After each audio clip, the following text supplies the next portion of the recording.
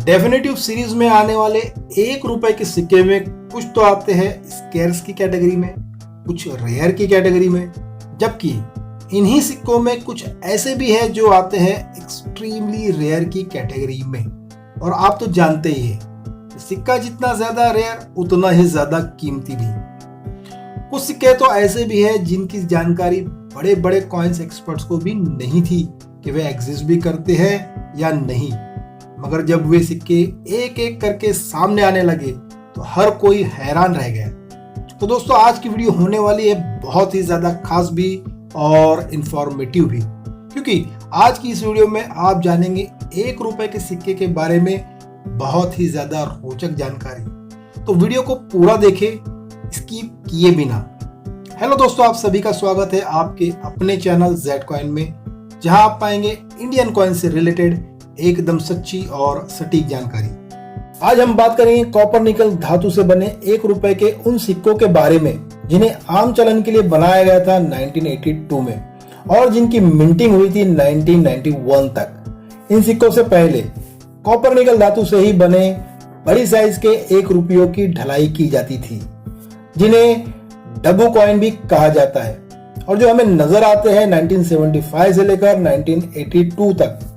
जी हाँ, वर्ष 1982 में 2 तरह के सिक्के बनाए गए थे। एक तो है ये 8 ग्राम वजन, 28 mm डायमीटर और 2 mm थिकनेस वाला बड़ी साइज का 1 रुपया।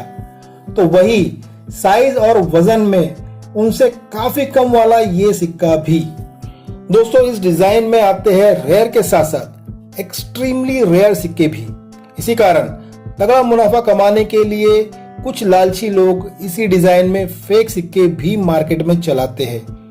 जानकारी ना होने की वजह से बहुत सारे लोग ऐसे फ्रॉड लोगों के झांसे में आ जाते हैं। ऐसी गलती आपसे ना हो जाए और कहीं आप भी किसी फ्रॉड का शिकार ना हो जाए, इसीलिए मैं इन सिक्कों की बारीक से बारीक जानकारी भी आप लोगों को बता रहा हूँ। आप इसे अच्छी तरह से समझ ले ताकि आसानी से असली और फेक कॉइन की पहचान बिना किसी गलती के कर सके। तो सबसे पहले ये जान ले कि ये सिक्के 1982 में जारी किए गए थे।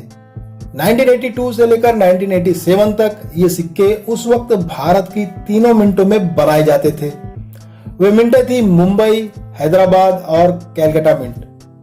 कॉपर निकल धातु की कमी और पॉपुलेशन की अधिकता के कारण 1985 में यूके की हिट एंड मिंट द्वारा भी सिक्के बनवाए गए थे। 1985 में हिट एंड मिंट से आता है एक बहुत ही ज्यादा कीमती सिक्का भी, जिसके बारे में मैंने डिस्कस किया है अपनी एक वीडियो में, जिसे आप ऊपर मौजूद आई बटन को क्लिक करके देख सकते हैं। 1988 से नोएडा मिंट द्वारा भी सिक्के बनाए जाने लगे। सिक्कों को सही तरीके से पहचानने के लिए मिंट मार्क की पहचान होना भी बहुत जरूरी है। जैसा कि आप लोग जानते ही है कि मुंबई मिंट के सिक्कों पर डायमंड का चिन्ह होता है, हैदराबाद के सिक्कों के मिंटिंग ईयर के नीचे स्टार का चिन्ह होता है, वही नोएडा से बने सिक्कों पर स्मॉल डॉट का निशान होता है, जबकि कोलकाता से बने सिक्कों पर किसी भी प्रकार का कोई भी चिन्ह नहीं होता है। अब बात करते हैं इन सिक्कों की बेसिक जानकारी की। तो ये सिक्के कॉपर निकल धातु से बने होते हैं। इनका वजन 6 ग्राम, diameter 26 mm, thickness 1.4 mm, shape round होता है। इनमें कुछ सिक्कों की एज सिक्योरिटी एज होती है तो कुछ की रिडीड एज होती है। इसके अलावा इन सिक्कों की डिजाइन कुछ इस तरह है कि अपर साइड में अशोक स्तंभ सिक्के के मध्य भाग में बना हुआ है, जबकि भारत लेफ्ट साइड में तो इंडिया राइट साइड में लिखा हुआ है। वहीं रिवर्स साइड में सिक्के के मध्य भाग में 1 रुपए का अंक बना है, जिसके ऊपर रुपया हिंदी भाषा में और नीचे रूपी इंग्लिश में लिखा है। 1 के अंक के दाएं और बाएं गेहूं की बालियां बनी हुई है, जबकि नीचे की तरफ मिंटिंग ईयर और उसके जस्ट नीचे टकसाल चिन्ह बना हुआ है। तो ये तो हो गई इन सिक्कों की बेसिक जानकारी। अब हम जान लेते हैं इन सिक्कों की कीमत के बारे में। आप अच्छी तरह से समझ ले कि आपके पास मौजूद 1 रुपए के सिक्कों में आपको किस वर्ष और किस मिंट के सिक्कों को तलाश करना है। तो चलिए समझ लेते हैं। कॉपर निकल धातु से बने 1 रुपए के सिक्के पर अगर मिंटिंग ईयर की जगह 1989 और इसका मिंटिंग मार्क गोल बिंदु है तो ये नोएडा मिंट से बना हुआ सिक्का है और ये आता है स्केर की कैटेगरी में। आज की डेट में इसकी मार्केट वैल्यू है 100 रुपए से लेकर 150 रुपए तक। सिक्का यूएनसी कंडीशन में होना चाहिए। वहीं अगर सिक्का वर्ष 1990 का है और नोएडा मिंट द्वारा ही बनाया गया है तो ये सिक्का भी आता है स्क्वायर की कैटेगरी में, और इस एक सिक्के की कीमत भी चल रही है 100 रुपए से लेकर 150 रुपए तक एज पर कंडीशन। अगर सिक्का 1984 में बना है और मिंटिंग मार्क की जगह स्टार का चिन्ह बना है, जिसका मतलब है ये सिक्का हैदराबाद मिंट द्वारा जारी किया गया सिक्का है, तो ये भी एक स्क्वायर कॉइन है और आप इस सिक्के के पा सकते हैं 100 रुपए से लेकर 200 रुपए तक आसानी से। वहीं सिक्का अगर वर्ष 1986 में बना है और हैदराबाद मिंट द्वारा जारी किया गया है तो इस एक सिक्के के आप पा सकते हैं 300 रुपए से लेकर 350 रुपए तक। तो ये तो थी 1 रुपए के सिक्कों में आने वाले कुछ स्क्वायर कॉइन के बारे में जानकारी। अब हम बात करते हैं उन सिक्कों की जो बहुत ज्यादा रेयर भी है और उसी के साथ साथ ये सिक्के बहुत ज्यादा मूल्य भी रखते हैं। तो कौन से है वो सिक्के, आइए जान लेते हैं।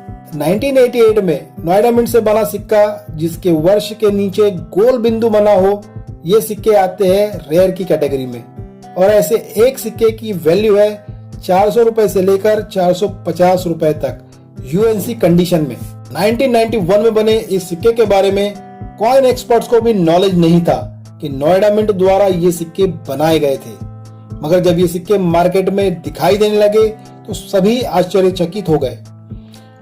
ये बहुत ही कम क्वांटिटी में बने थे, इसीलिए ये आते हैं एक्सट्रीमली रेयर की कैटेगरी में, और ऐसे एक सिक्के के आप पा सकते हैं 20,000 रुपए से लेकर 30,000 रुपए तक। अब उस सिक्के की बात करते हैं जिसकी ढलाई इतनी कम हुई थी कि उसे एक्सपेरिमेंटल कॉइन कहा जाने लगा।